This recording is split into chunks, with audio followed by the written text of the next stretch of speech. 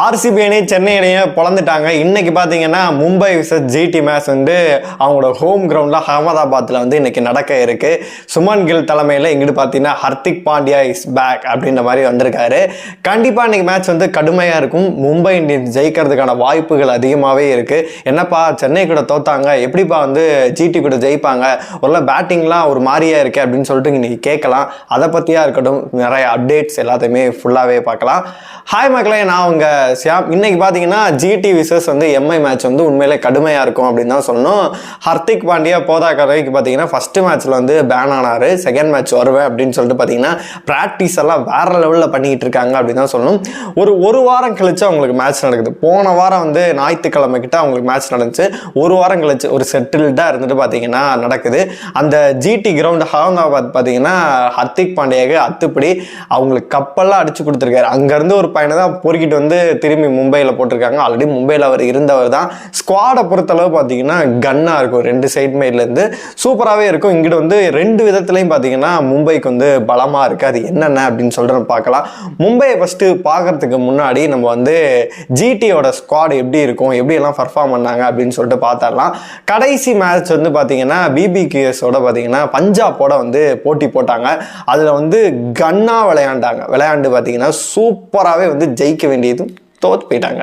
ஆனால் வந்து அந்த மேட்ச்சில் வந்து செம்மையாக பர்ஃபார்ம் பண்ணாங்க. ஓப்பனிங்கில் வந்து பார்த்தீங்கன்னா சாய் சுதர்சன் வந்து ஒரு 74 கிட்ட அடித்தார். சுமன் கில் வந்து ஒரு 33 அடித்தார். ஜாஸ் பட்லர் அவரோட ரன்களை தேர்த்தினார்.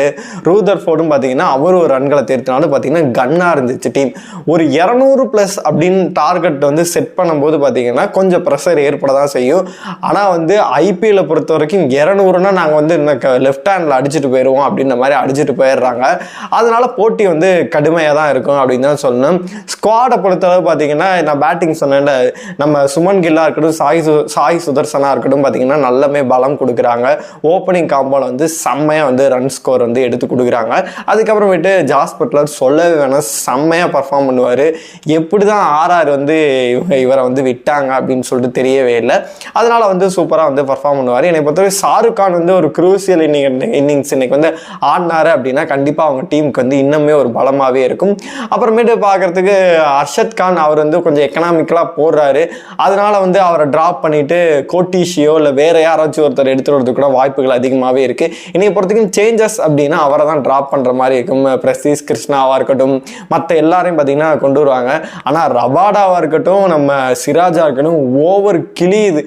சிராஜ் வந்து பழைய இயல்பு நிலைக்கு திரும்பிட்டாரு. ஓவர் வச்சு பொழக்கிறாங்க. 54 ரன்களை வந்து வாரி வழங்குறாரு. அதனால பவர் பிளேலாம் போட்டாரு அப்படின்னா விட்டு கிடிச்சிருவாங்க. அதனால அவர் என்ன பண்ண போறாங்க அப்படின்னு சொல்லிட்டு தெரியவே இல்லை. அதனால கன்னான டீமா தான் பார்க்கும்போது இருக்கு. ஒரு சைடு வந்து 3 பேட்ஸ்மேனை மட்டும் நம்புற மாதிரி தெரியுது. அதாவது பார்த்தீங்கன்னா ஜாஸ் பட்லர், சுமன் கில், அப்புறமேட்டு ஓப்பனிங் பேட்ஸ்மேனான சாய் சுதர்சன், இவங்க 3 பேர் மட்டும் இவங்க 3 பேர்த்தே விக்கெட் எடுத்துட்டாங்க அப்படின்னா ரன்கள் வந்து செகண்ட் ஹாஃப்ல இவங்க வந்து பேட்டிங் பண்ணாலும் அடிக்கிறத வந்து டக்குன்னு ஈஸியாக கட்டுப்படுத்திடலாம். ஒருவேளை ஓப்பனிங் வந்து பேட் பண்ணுறாங்க அப்படின்னா இவங்க 3 பேர்த்த மட்டும் கட்டுப்படுத்திட்டாங்க அப்படின்னா கண்டிப்பாக வந்து ஒரு 180 அதுக்குள்ளே பார்த்தீங்கன்னா சுருட்டிடலாம் வந்து மும்பை அணியால். அப்படியே வந்து இவங்க டீம் பார்க்கறது ஓரளவு செட்டில்டாக இருக்குது. இதை தவிர்த்து வேற யாராச்சும் ஸ்குவாடில் கொண்டு வந்தால் வாய்ப்புகள் வந்து நம்ம இம்ப்ரெஸ் ஆகிறதுக்கு எதுவுமே இல்லை.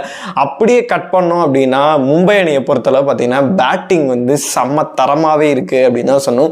ஓப்பனிங்கை பொறுத்தளவு ரியான் ரிக்கில்டன் வந்து செம்மையாக பர்ஃபார்ம் பண்ணுவார். ஏன்னா ஃபர்ஸ்ட் மேட்ச்ல வந்து ஒரு க்ரூசியல் இன்னிங்ஸ் ஆடிந்தார்.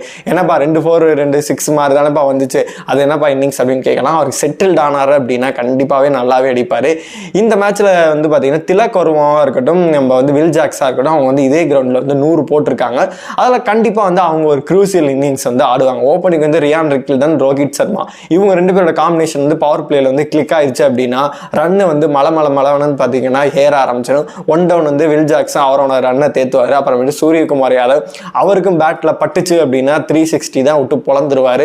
அதுக்கப்புறமேட்டு திலக் வர்மா, ஹர்திக் பாண்டியா வந்து ஹிட்டராக இருக்காரு. ரமன்தீப் பார்த்தீங்கன்னா 10 பால் 30 அடிச்சிருக்காரு. அதனால வந்து அவரோட இன்னிங்ஸ் வந்து கரெக்டாக பர்ஃபார்ம் பண்ணார் அப்படின்னா சூப்பராகவே இருக்கும். சாட்னரை பொறுத்தளவு பார்த்தீங்கன்னா கொஞ்சம் வந்து பால் படாமல் இருக்குது. அவருக்கும் ஒரு மேட்ச் தானே இப்போ விளையாண்டுருக்காரு. போக தெரியும் அப்படின்னா பார்த்தீங்கன்னா அவர் சூப்பராகவே பார்த்தீங்கன்னா அவருக்கும் பட்டுச்சு அப்படின்னா உண்மையிலே வந்து 200+ ரன்களை வந்து ஃபஸ்ட் பேட்டிங் எடுத்து அவங்க போகிறதுக்கு வாய்ப்புகள் அதிகமாகவே இருக்குது. செகண்ட் பேட்டிங் பண்ணால் கூட பார்த்தீங்கன்னா 200+ ஸ்கோரை வந்து இவங்க அடிக்கிறதுக்கான வாய்ப்புகள் அதிகமாகவே இருக்குது. பவுலிங்கை பொறுத்தளவு பவர் பிளேயில் வந்து போல்டாக இருக்கட்டும் தீபக் சகாரா இருக்கட்டும் 2 பேருமே சூப்பராகவே பண்ணுவாங்க. அதாவது பவர் பிளேயில் அதிக விக்கெட்டுகள் எடுத்தது யார் அப்படின்னு கேட்டிங்கன்னா தீபக் சகார் அண்ட் வந்து போல்ட் தான். இவங்க 2 பேரும் வந்து கன்னாக போடுவாங்க. அது மட்டும் இல்லாமல் இப்போ வந்து ஹர்திக் பாண்டியாவும் பார்த்தீங்கன்னா டெத் ஓவரில் ஒரு சில ஓவர்கள் நல்லாவே போட்டிருக்காரு. அதனால் வந்து ஹர்திக் பாண்டியாவும் பார்த்து கூடுதல் பலமாக உங்களுக்கு கொடுக்குறாங்க. அதனால் வந்து ஸ்பின்னுக்கு சொல்லவே தேவையில்லை. வில் ஜாக்ஸாக இருக்கட்டும் சாட்னராக இருக்கட்டும் அதுக்கப்புறமேட்டு விக்னேஷ் புத்தூர் வந்து அவரையுமே கொண்டு வருவாங்க. அந்த ராஜு வந்து எடுத்துகிட்டு வராங்களா இல்லாட்டி அவரை ட்ராப் பண்ணிட்டு நம்ம ஹர்திக் பாண்டியா மட்டும் போதும் விக்னேஷ் புத்தூர் மட்டும் ஸ்பின்னுக்கு போதும் அப்படின்னு சொல்லிட்டு யோசிக்கிறாங்களா அப்படின்னு சொல்லிட்டு தெரியவே இல்லை. அதனால் வந்து பவுலிங்கை பொறுத்தளவு பார்த்தீங்கன்னா இவங்க எல்லாருமே வந்து சூப்பராக பர்ஃபார்ம் பண்ணாங்க. ஓவராலாக பார்க்கும்போது நம்ம மும்பை அணி சைடில் தான் வந்து கைகள் ஓங்கி இருக்க மாதிரி தெரியுது. அவங்க சைடு வந்து என்னப்பா ரஷீத் கான் இருக்காரு எல்லாம் போட்டு முடிச்சு விட்ருவாங்க அப்படின்னு கேட்கலாம். அதுக்கு ஆப்போசிட்டாக பார்த்தீங்கன்னா சிராஜும் ரபாடாவும் வந்து ஓவர் விட்டு கிளியுது. பேட்டிங்கை பொறுத்தவரை நான் முன்னாடியே சொன்ன மாதிரி அந்த 3 பேரை தான் நம்பியிருக்காங்க. அப்படிங்கிற கடப்பாறையாக இருக்குன்னு பார்க்கும்போது 1லேருந்து 6 வரைக்கும் பார்த்தீங்கன்னா செட்டில்டாக இருக்குது. சூரியகுமார் திலக் வரைக்கும் பார்த்தீங்கன்னா நல்லா அடிக்கக்கூடியவங்க தான். ஹர்திக் பாண்டியா கூட பார்த்தீங்கன்னா ஒரு க்ரூசியல் 30 ரன் அடிக்கணும் ஒரு 2 ஓவர் இருக்குது அப்படின்னா கண்டிப்பாகவே அடிச்சிருவார். அதனால் வந்து பார்த்தீங்கன்னா ஒரு 6-7 வரைக்கும் பார்த்தீங்கன்னா ஒரு கன் பேட்டிங்காக இருக்குது. அப்படியே அங்கே கட் பண்ணால் வந்து பேட்டிங் கொஞ்சம் வீக்காக இருக்குது. பவுலிங் சைடு பார்க்கும்போது பார்த்தீங்கன்னா சிராஜ் இவங்கெல்லாம் நம்பிக்கை கொடுக்காம இருக்கனால கொஞ்சம் வந்து மைனஸாக இருக்குது. அதனால் இன்னைக்கு பொறுத்தளவு பார்த்தீங்கன்னா மும்பை அணி ஜெயிக்கிறதுக்கான வாய்ப்புகள் தான் அதிகமாகவே இருக்குது அப்படின்னு சொல்லிட்டு தான் எனக்கு தோணுது. நான் முன்னாடி வந்து ஆர்சிபி சிஎஸ்கேல வந்து நிறைய பேர் எனக்கு கழுவியெல்லாம் ஊற்றிக்கிட்டு இருந்தீங்க. நான் வந்து கான்ஃபிடென்ட்டாக சொன்னேன். அதாவது ஆர்சிபி வந்து கண்டிப்பாக ஜெயிக்கும் சிஎஸ்கே வந்து ஜிம்பாவே டீம் மாதிரி இருக்குது அப்படின்னு சொல்லியிருந்தேன். அதே மாதிரி தான் இருக்குது. இதில் வந்து நம்ம ருத்ராஜ் சொல்கிறதெல்லாம் பார்க்கறதுக்கு ரொம்ப வேடிக்கையாக இருக்குது. 50 ரன் வித்தியாசத்தில் தானே தோத்தோம் அப்படின்ற மாதிரிலாம் சொல்கிறாரு. அதெல்லாம் பார்க்கறது சிரிப்பாக இருக்குது. 50 ரன்னுங்கிறது எங்கே இருக்குது எதனால் சொல்கிறாரு அப்படின்னு சொல்லிட்டு தெரியவே இல்லை. பிளம்பிங் வேற கோவப்பட்டு பேசியிருக்காரு. இந்த மாதிரி பிச்சு சரியில்லை அப்படின்ற மாதிரி சொன்னேன். பிளேயர் சரியில்லை அதை முதல்ல பாருங்கள். பிச்சு சரியில்லை அப்படி வரும். தீபக் கூட வந்து பார்த்தீங்கன்னா நிறைய பேர் எனக்கு காமெடியாக சொல்லுவாங்க ஏன்டா ட்ரீம் லெவல்லே எடுக்க மாட்டேன் எதுக்குடா டீமில் எடுத்து வச்சிருக்கீங்க அப்படின்ற மாதிரி இருக்குது. அவங்கள வந்து நம்ம குறையாக சொல்லவில்லை. ஃபார்ம் அவுட் ஆகிட்டாங்க அப்படின்னா வேறு யாருக்கும் வாய்ப்பு கொடுக்கலாம். அது அந்த தவறுகள்லாம் வந்து சென்னை பண்ணாமல் இருந்துட்டு சூப்பராக கொண்டு வந்தாங்க அப்படின்னா பரவாயில்ல. சரி வெயிட் பண்ணி பார்க்கலாம். ஆர்ஆரோட ப்ரெடிக்ஷனில் நம்ம என்னென்ன பண்ணுவோம் அப்படின்னு சொல்லிட்டு நம்ம சொல்லுவோம். இன்றைக்கி பொறுத்த வரைக்கும் உங்களை பொறுத்த வரைக்கும் இன்றைக்கி யார் ஜெயிப்பாங்க அப்படின்னு சொல்லிட்டு நீங்கள் நினைக்கிறீங்களோ மறக்காமல் கமெண்ட் பாக்ஸில் சொல்லுங்கள். 2 டீமோட ஸ்குவாட் உங்களோடது என்ன அப்படின்னு சொல்லிட்டு கமெண்ட் பாக்ஸில் சொல்லுங்கள்.